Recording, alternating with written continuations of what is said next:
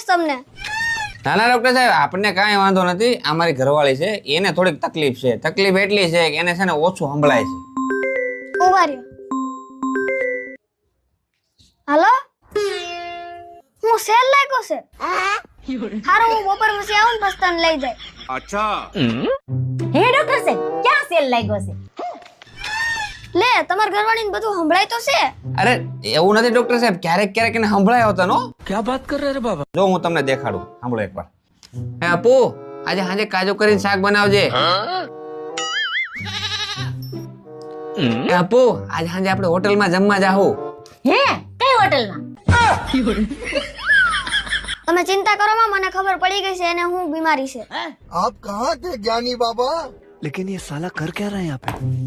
લે, અત્યારે હું તમને જામડાના પટ્ટા લખી દઉં છું. સવાર બપોર સાંજ જઈમાં પછી એક એક આપતા રહેજો. એટલે